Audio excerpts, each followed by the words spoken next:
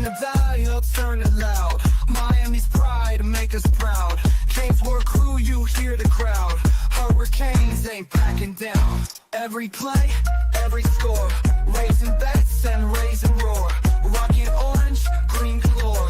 All for one and one for four. We got FTSN, taking names, win it again. Broadcast fam, till the end. Tune in, now let's begin.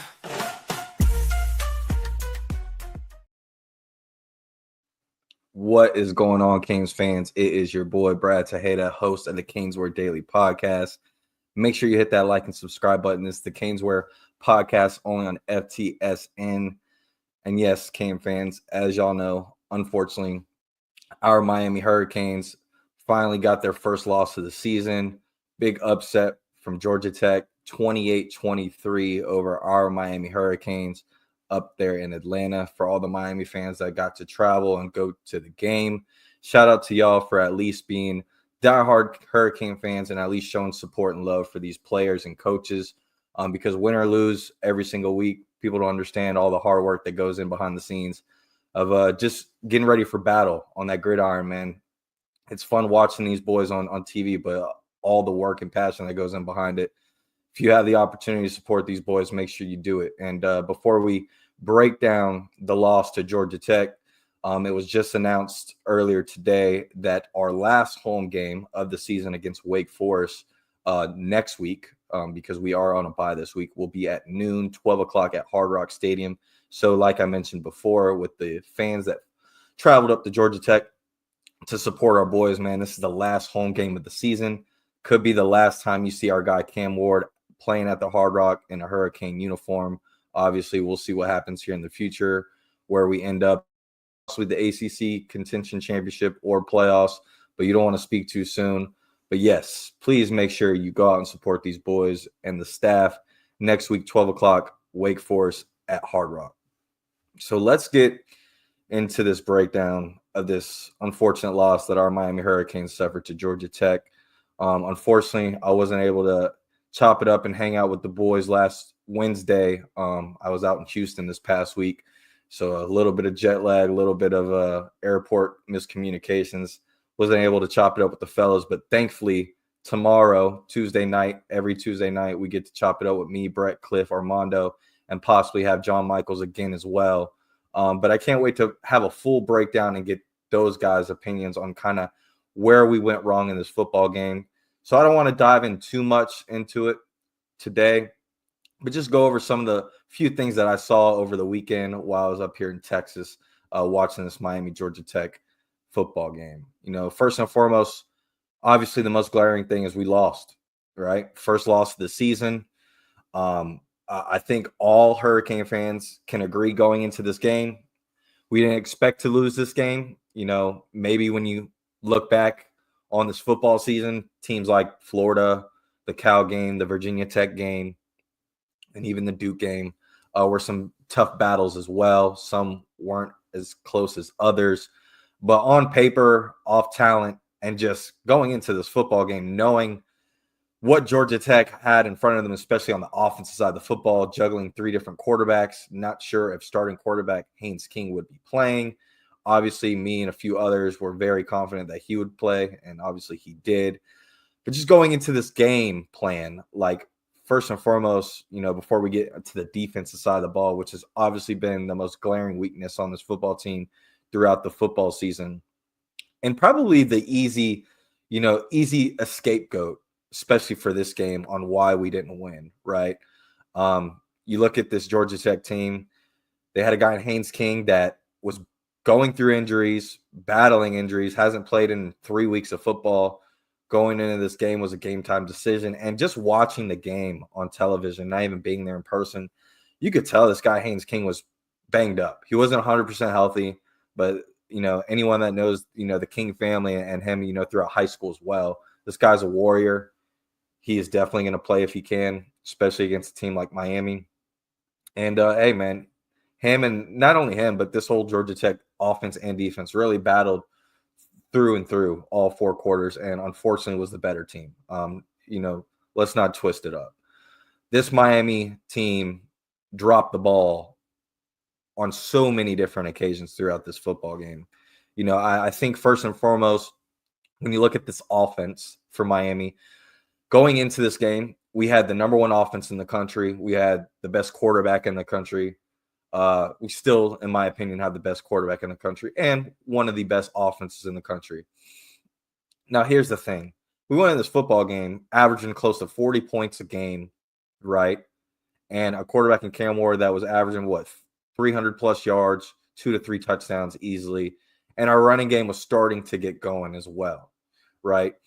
And when you look at this offense against Georgia Tech, they didn't do anything crazy or cute, right? They didn't disguise a lot of blitzes and throw a bunch of different things at us like Duke did. But they really, played 6 in the box, didn't allow you to run as much. And unfortunately, our wide receivers did not create separation. And Cam Ward was not Cam Ward this past weekend. This is a guy that we saw is not superhuman. He is a human. He's not a superhero anymore. We thought he was a superhero all the way up to this past weekend because it seemed like no matter what adversity we hit, our guy, number one, Cam Ward, was able to get through it and the rest of this football team, and we were able to close games out when we needed the most. What you saw in this contestant was Cam Ward was very inconsistent throughout the football game, very similar to how you saw him throughout the year this year in different ball games, where he was really just looking for the big plays, really trying to push the football down the football field. And Georgia Tech did a very good job of keeping everything in front of them. And there were a lot of opportunities, whether it was early in the game, missing, he had the good touchdown early to Elijah Arroyo, but there was other opportunities with Isaiah Horton, Xavier Restrepo, and Elijah Arroyo, where he just missed the open guys. Not only missed the open guys, but the check downs, where it was 3rd and 4 or 2nd and 6, right? There were plenty of opportunities to hit that check down or get that guy that was already in space, that was maybe a yard from the first down, and there was nobody around him. And instead of him making that check down, making that easy throw, he was looking for the home run. And, unfortunately, this past weekend, it didn't work out for Cam Ward. And as you saw at the end of the game, he was forcing things as well. Part of it was a little bit on the defensive, where we just had to put up some points very quickly in a short amount of time. But this offense didn't live up to the average of what they've been doing all year, right? I mean, again, like I said at the beginning of the program, it's very easy to make this defense the scapegoat, as you should. They have definitely been the most inconsistent. But on the contrary, every game that has been close, when our defense needs to make a stop, they do it. And some people are on the fence about how I'm feeling about this past weekend. But as inconsistent and as bad as our defense was against Georgia Tech, which we'll talk about in a little bit, at the end of that football game, we made the stop. There was one drive left, and it was up to Cam Ward and this offense to get it done yet again, and they didn't. And unfortunately, that goes on this whole football team. And Cam Ward and this offense definitely have to do a better job of being a little bit more consistent. I think it's safe to say that our offense can't be relied on every single week now, because now we have finally hit a speed bump. We have finally hit a roadblock in this football season. Now, I don't know about you, Cane fans. I was a lot more realistic at the beginning of the season. I never thought we were going to go undefeated, even with our guy Cam Ward at quarterback. I thought there would be some adversity throughout the football season, whether it was early on against Florida, against Cal, or Virginia Tech. Those were 3 games I was looking at the most. And thankfully, we escaped all those due to Cam Ward and our offense, right? Just being able to put things together at the last couple drives and really scoring. And we couldn't do that this weekend. And I want to say this. I think those teams I just mentioned, the Cal, Florida, Virginia Tech, we could have easily lost 2 of those games, right? Even the Duke game was a little bit closer than what people wanted it to be early on in the game, going into the 3rd, 4th quarter. But there were a lot of hiccups throughout this football season. And thankfully, we were able to clear those hiccups. And now we finally got our loss. And like I was saying before, never thought this team was going to go undefeated to this point. There was going to be one loss, maybe two somewhere. But the fact that we're getting this loss now instead of at the beginning of the season, I think it's a very key thing to look at moving forward, right? Now, even Cam Ward knows that he's not superhero anymore, right? Now we know that this offense is not bulletproof, right? We cannot afford any mistakes on offense because of our defense. And we saw that this past weekend, right? Cam Ward wasn't Cam Ward at that last drive, and it cost us the football game. Now, I'll tell you another thing that gets overlooked in this 28-23 loss to Georgia Tech that a lot of people aren't bringing up. And I know the Borregales family at the football game, because they go to every game. Shout out to the Borregales family. And me personally watching the game live, there were so many opportunities in this football game where you just need to take the points. Just like Cam Ward needed to take the checkdowns and the easy, 4 or 5 yards to get the chains moving, we needed to do the same thing with just collecting points, right? I think we rely very heavily on this offense to get going late when needed. And I think not taking the early points throughout this football game really put us in a bind at the end of the football game, where we could have not had to feel like we were very overwhelmed or things needed to happen in crunch opportunities. Now, I want to bring up 3 different opportunities where we could have kicked the field goal with our guy, Andy Borregales, who Mario Cristobal has not been shy about in pressers about, hey, he's confident Andy Borregales can kick a 65-yard field goal at any time. Well, he had plenty of opportunities to do that this past weekend, and you did not give him that. Going back to the second quarter, I believe 2 minutes and change left. We were on the 23-yard line of Georgia Tech. No field goal attempt. You end up going for it on fourth down, which we'll get to our third down and fourth down efficiency numbers right after this, because I think that's also another glaring thing we need to look at. But second quarter, 2 minutes and change in on Georgia Tech's 23-yard line, no field goal attempt. End up going 4 and out, turning the ball over. Third quarter, 11 minutes and change left. We're on Georgia Tech's 39. Again, no field goal attempt. And then, of course, in the fourth quarter, 10 minutes and change left. Georgia Tech's 22. No field goal attempt. That is 9 points you just left on the board for Miami to be in contention. Well, guess what, folks? You go look at the box score, how the game ended.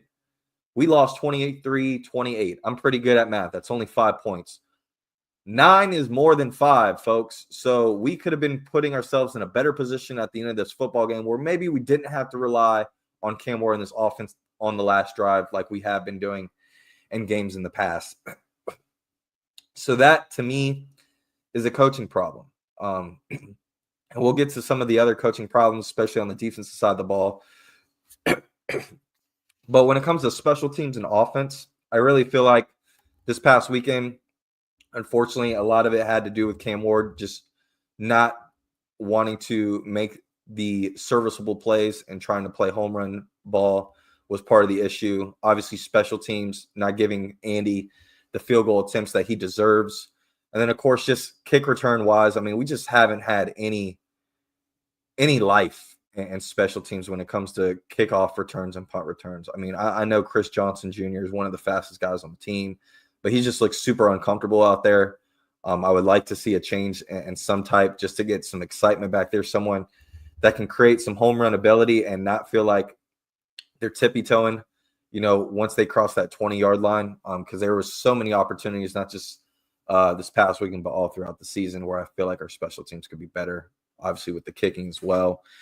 But what you saw was, going to our third down and fourth downs, we were probably the top team in the nation as far as 3 and outs. We were at like 2 or 3% going into this game. I think we only had 6 3 and outs total all season. And when you look at third downs, we were 3 of 10 at 30%, where before this game, we were the number 1 team in the country on first down and third down conversions. So 3 of 10, where Georgia Tech was 9 of 14, was one of the most glaring things to look at in the ball game. And then the other thing was fourth down efficiency. We were 1 for 4. We did not convert on 3 out of 4 of those fourth downs. And I just gave you 3 other opportunities where you had 9 points on the board, right? And then when you account the fumble at the end of Cam Ward, that's 4 turnovers. That's 3 fourth down attempts that you don't get. That's a turnover. And then, of course, the fumble. So between 4 turnovers for this football team, not winning on third downs or fourth down, and then, of course, just not making the efficient plays when needed, really put us in a hole throughout the football game. And it, of course, doesn't help when your defense already puts you in a hole throughout the football game, which let's go ahead and get into, right? Our defense, I don't know about y'all, but it seems like every single game that has been played, our defense gives up a big run. 40, 45, 50-yard run. There's at least one of those every single game that gets played against Miami. And you could call that coaching. You could call that scheme. You could call it player development, the current players that we have. Obviously, guys like Damari Brown and Jadias Richards getting banged up and out for right now. And obviously, Damari being out most of the season. We were already very slim at the secondary position going into this football season, and having those 2 guys out really puts a bind on guys of throwing guys out there that not really are capable, because I think all these guys are capable from an athletic and talent standpoint, but you still got to know what you're doing. But at the same time, your coaching needs to know what they're doing. Your coaching needs to know your pros and cons and being able to put these guys in the right spots, right? With anything in life, you want to buy a car, you're thinking about switching jobs. You get a sheet of paper and you write down the pros and cons, right? And you see if one outweighs the other. Football should be very similar from a coaching aspect. You know these players' ins and outs, not only off the field, but on the field, obviously, when you're breaking down film each and every week. By now, some of these guys who are 3-year, 4-year players that are starting each and every week, you know their pros and cons. You know their weaknesses. You should not keep putting these guys in the worst spots possible, right? I mean, the fact that on offense, we went for it on fourth down 4 times against the Georgia Tech team that from an offensive standpoint had no threats on offense, not only playmakers, but quarterbacks. I mean, it was pretty obvious. You didn't even have to know the game of football of knowing when Haynes King was in the game, they were most likely running the football, right? When Philo, whatever his name is, when he was in the game, they were throwing the football. And sure enough, that's exactly what happened. And yet we made no adjustments, right? When you turn on the tape of Georgia Tech, and shout out to my guy, Malik Rozier, he had a great breakdown of what Georgia Tech did throughout the season going into this football game before the game even started. And sure enough, you go pull up Malik's tweet prior to this game, everything that he outlined and pinpoint that Georgia Tech does well efficiently, offense and defensively, how they could create mismatch problems for your defense. They did every single one of those things. And our defense had no answer for it. It's like we had no game plan, no scheming whatsoever. I mean, we have one of the worst red zone defenses in college football.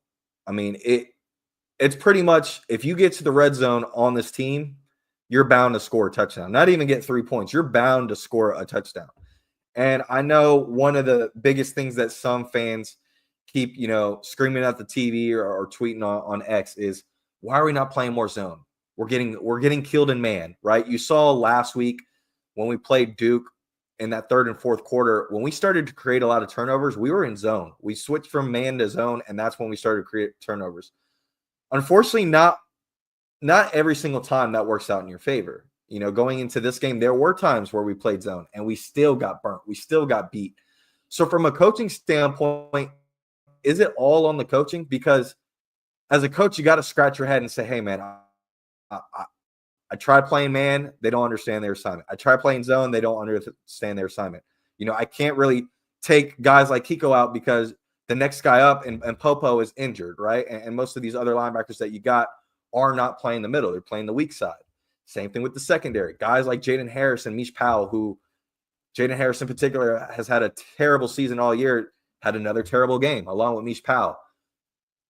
Those guys don't step up. Who do you have to replace them? You already had true freshman Zaquan Patterson hella burn in this game and did not too bad, right? So who are the guys that you're going to replace them with? So you have to feel confident in some sense that, yes, if these guys aren't doing their job week in and week out, you need to find replacements for these guys. And unfortunately, in the secondary, we knew we didn't have the bodies going into this. We were 2 weeks away from fall camp, still looking for bodies. Do you not remember Pons, the secondary guy that we were going after that was a South Florida native that we ended up not getting?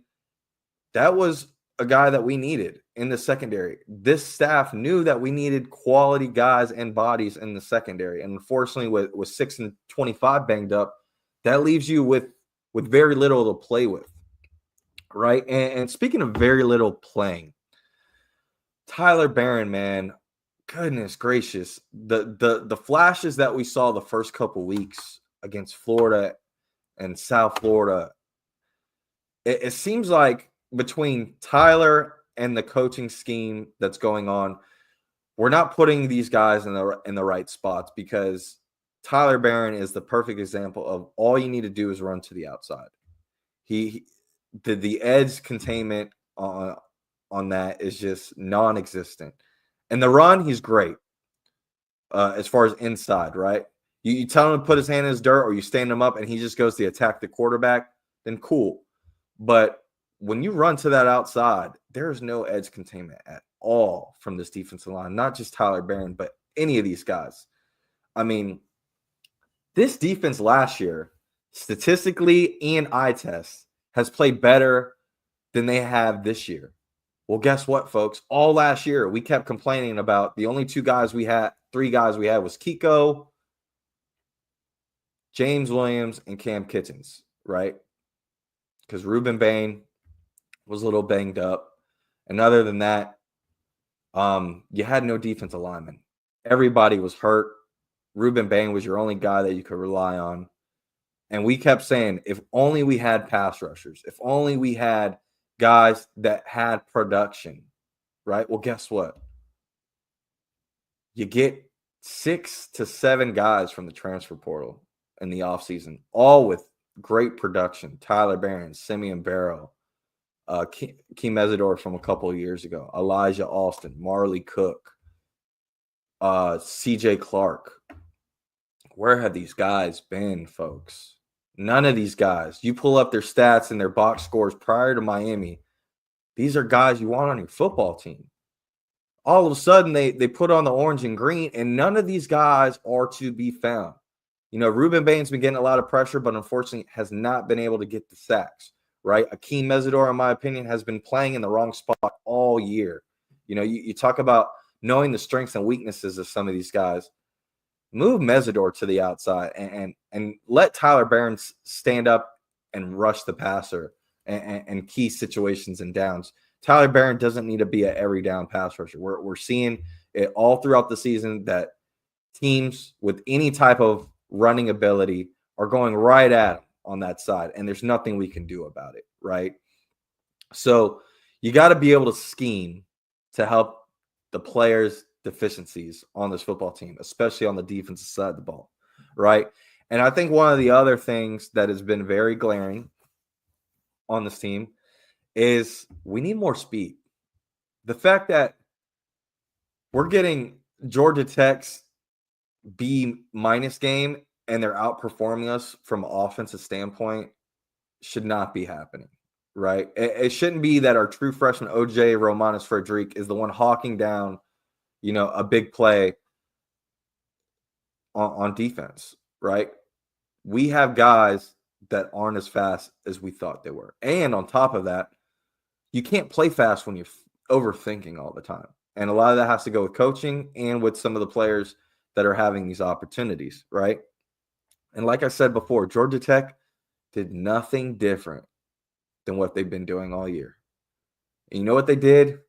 They dressed it up with a couple motions and it got our defense off guard. Why is it that every time our defense lines up against the offense and there's any type of motion at all, our defense are like statues. Nobody moves. There's no communication. Everybody stands still, right?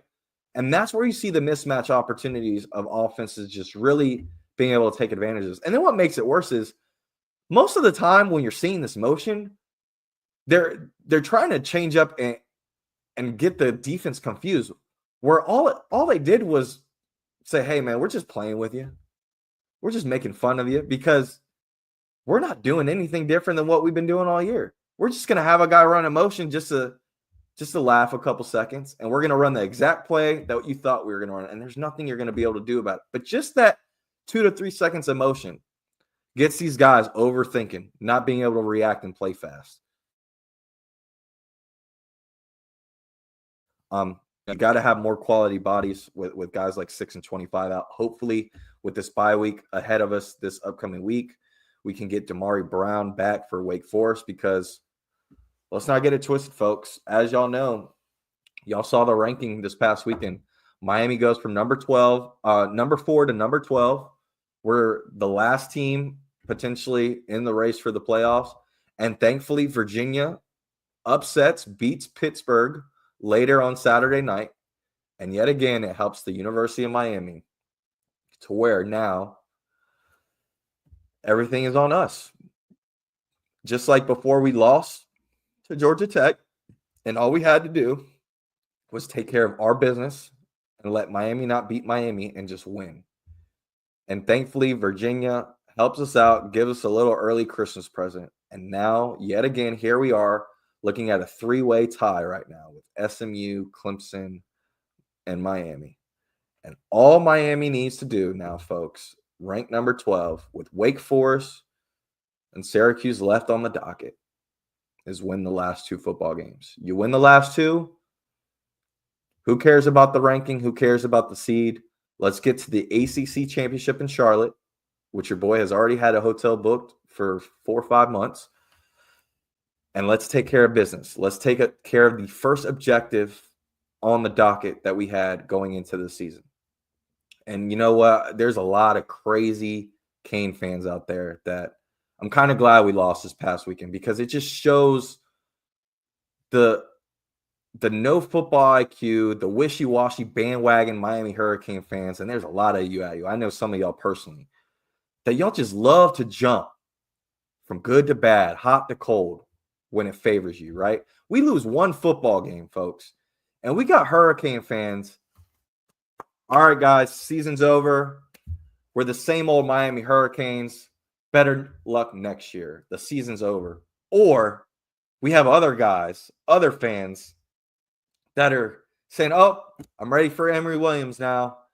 Maybe we can have a quarterback that can just make the check down easy throws." Are you kidding me? You're not going to appreciate Cam Ward and what this offense has been doing all year because of one loss? Hate to break it to you, folks. Look around college football. There's only 4 teams that haven't lost.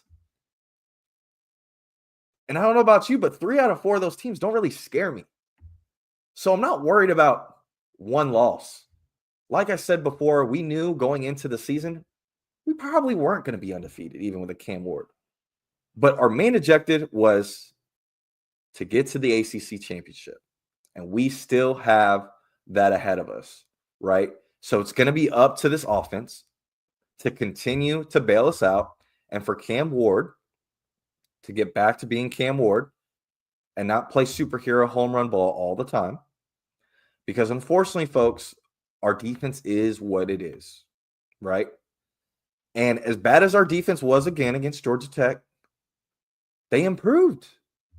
The defense held Georgia Tech to under the average of what we usually give offenses. Right now, should have been a lot less with the mediocrity offense that Georgia Tech's talent and players and game plan had going into the game. Absolutely. 100% agree. But guess what? Communication, the scheme, the coaching, the players. It's not just one. It's not just one player. It's not just one coach. It's a group effort, right? You got to take the loss as a group effort. And as bad as the defense was and has been all year, we lost the game because the offense had the ball last and we couldn't get it done. Okay? We lost the game because we left 9 points on the board that we could have easily taken. But the fact that we went for those fourth down tries on Georgia Tech's 23, on Georgia Tech's 22, on Georgia Tech's 39 goes to show you that after 9 or 10 games, Mario and this offense, in my opinion, doesn't have faith and doesn't trust the defense to bail us out each and every week. It's going to be up to the offense, even with a mediocre offense in Georgia Tech. And Wake Forest isn't very good either, but their offense is just as good, if not better, than Georgia Tech. So if Georgia Tech could do it, you better hold on to your seats, folks, because Wake Forest is probably going to be a tough game, and Syracuse, damn sure, is going to be a tough game with McCord at quarterback, who loves to sling the football, and they could put up points just like any other offense in the country. So we're gonna have to step it up. We're gonna have to continue to do what we've been doing on offense before this Georgia Tech game, and we're gonna have to hope that our defense can bail us out when needed. But having 10 weeks into this and thinking that our defense is gonna flip a switch and we're gonna be a top 5 defense the rest of the way, I'm sorry to tell you, folks, we're not being realistic. But what I do know is that a high-powered offense and a great quarterback will keep you in football games, and that's exactly what we've been doing all year. So we're going to have to continue to do that moving forward. Like I said before, I don't want to dig too deep into this football game just because I want to be able to chop it up with the boys tomorrow night, 9 o'clock Eastern time, right here on the CanesWear Daily Podcast on FTSN Network. Make sure you hit that like and subscribe button. If you're part of the Rewatch Squad, make sure you drop a comment below after the link drops. Hit that like and subscribe button. And of course, as always, please make sure you go get all your Miami Hurricanes gear at 2655 South University Drive. The best one-stop shop for all your South Florida sports needs, whether it's Miami Hurricanes, Miami Dolphins, Florida Panthers, Inter Miami, and more.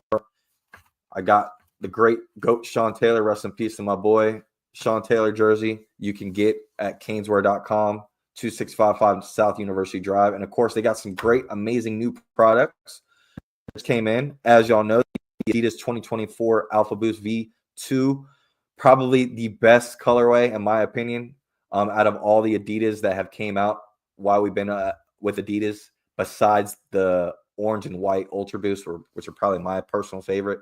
These are right behind those. Make sure you grab you a pair. I'm going to be getting them at the end of the month at CanesWear.com. And it's November time. Obviously, a lot of us live in Florida, so it's not too cold yet. But we know we got Miami Hurricanes, not only all across the United States, but all across the world. And it's a little chilly in some parts of the nation. So you got to make sure you get you that all-time vintage versatile starter jacket. I got the OG white one. I cannot wait to break it out, hopefully in December time when we make it to Charlotte, as long as all fingers are crossed. But they got the vintage reversible starter jackets. And then, of course, one of the newest products that they got that you can't really find anywhere else, as y'all know, one of the GOATs, Michael Irvin's, who seems like he never washes this shirt when you watch him on the sidelines each and every week. The Team Motion graphic long sleeve shirt. They're calling it the Michael Irvin shirt. You can find that at CanesWear.com as well. So please make sure you get all your CanesWear, Canes Fanatics, any South Florida sports. Make sure you get that at 2655 South University Drive, CanesWear.com. I am your host, Brad Tejeda. Hope you like the daily, weekly, start of the week podcast breaking down the Georgia Tech Miami football game. Like I said before, we'll have the fellas on tomorrow night doing our live show as always. I plan to get some fans on the show throughout the rest of the week since we do have a bye. I don't want to beat a dead horse with this Georgia Tech loss. Obviously, we'll talk a little bit more in depth tomorrow with the fellas. But after that, I definitely want to get some call-ins, some fans, maybe get Malik and a couple other former Miami Hurricane players. Maybe I'll text them on and a couple other guys as well, get these fellas on. Really chop it up and see what their overall thoughts are, not only the Georgia Tech game, but just overall picture of where we're at so far in the season, if the loss came at a good time. But yeah, before we go, make sure you hit that like and subscribe button. And in the comments, let me know, would you have rather have the loss now or at the beginning of the season. This is the CanesWear Daily Podcast. I'm your host, Brad Tejeda. Hit that like and subscribe button.